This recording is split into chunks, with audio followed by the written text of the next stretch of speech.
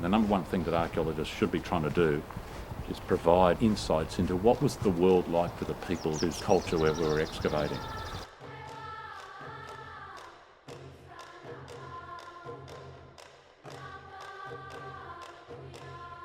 In 1996, I had an opportunity to go to Torres Strait for the first time, knowing very little about Torres Strait Islanders and their culture and history. Well, I guess I went up there with very sort of traditional views of what coastal archaeology was about. Torres Strait Islanders didn't make pottery, you know. And we know that from the oral histories, but also know that from the 2,500 pages of Alfred Haddon's work. He said there is no pottery traditions in Torres Strait, just like the rest of Australia. But then we did excavations and we found pottery. Work that I was doing in Torres Strait, in the western part of Torres Strait, and also Melissa Carter. Then we did work in southern PNG, and then we found pottery that dated to around the same time period and a little bit earlier. There are these pottery-making peoples who are referred to as Lapita peoples, who we thought only went out into the Pacific, starting around 3,500 years ago. But clearly there was another group of Lapita peoples that came along the south coast of PNG, coming our way, coming towards Australia. Then we had the opportunity to come to Lizard Island, which is now we're coming 600 kilometres south of Torres Strait. We know from oral histories in Torres Strait that some Torres Strait Islander communities, they used to come down as far as Lizard Island. Through the extraordinary work of Matt Felgate, who's a Pacific archaeologist, who found some interesting pottery in the Solomons and thought it may actually show connections to the Queensland coast because of the minerals. And Matt came here and actually just wandered around and found some pottery in the intertidal zone. Absolutely amazing discovery. So we went up to him, Matt, we'd like to help. We've got resources, let's keep this story going, let's keep this project going. So Matt introduced us to the community elders that he'd been dealing with, and we all sat down and chatted and spoke about maybe could we develop a new sort of project to carry this initial work of Matt's forward, and everybody was right on board with it and thought it was a great idea.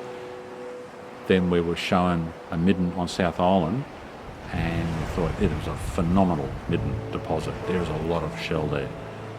We started doing an excavation, and we got down sort of around 60 centimetres or so, and there it started popping out amongst the shells, pieces of pottery.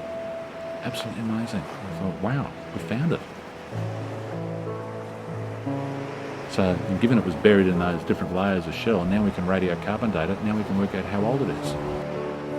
There's something going on in the deep past here, maybe 2,000 to 3,000 years ago, of some sort of pottery tradition that links up PNG through Torres Strait, coming down the east coast of Queensland, and the pottery is telling us that.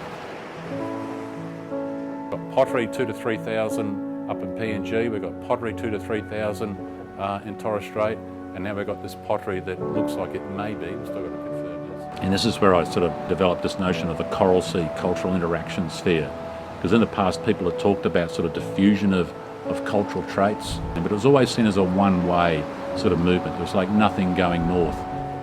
Anthropologically, that doesn't make sense. When peoples interact, they interact.